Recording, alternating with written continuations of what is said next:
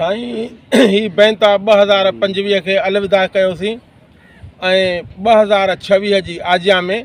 त नए साल 2026 जी पिरीं प्यारनि खे मुबारक,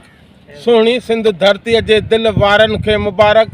कराइनि जे कचहरी तिन कुर्बदारनि खे मुबारक, ॾियां हाणे चौतरफ़ चाह वारनि खे मुबारक,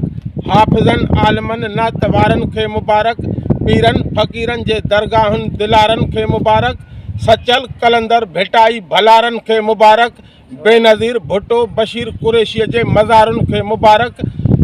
मनहड़नि मारुनि जे ओतारनि ओताकुनि खे मुबारक, ॾियां ॾेह जे सभिनी संघारनि खे मुबारक, राज़नि मज़दूरनि हड़नी हारियुनि खे मुबारक, ड्राइवरनि क्लीनरनि अदा स्टार्टरनि खे मुबारक, डॉक्टरनि हकीमनि कंपाउंडरनि खे मुबारक, लोहरनि ट्रखणनि दर्जन दुकानदारनि खे मुबारक, कोरनि मोचिन मिठा मंगणहारनि खे मुबारक, यूनिवर्सिटी स्कूल कॉलेज क्लार्कनि खे मुबारक,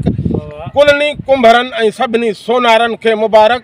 गजन गोड़ूं वसन मींहं वसकारनि खे मुबारक, वज़ीर आज़म सदर मेंबर मानवारनि खे मुबारक, मोहम्मद बख्श मुल्क जे मिड़नी माण्हुनि खे मुबारक, सहता सिंध वासी सजणनि सारनि खे मुबारक, उस्ताद अल्हम्दुलिल्लाह अणगणिया अहसान थिया आशिकनि ओलियानि अमलदारनि खे मुबारक। हक़ मौजूद ज़बरदस्त।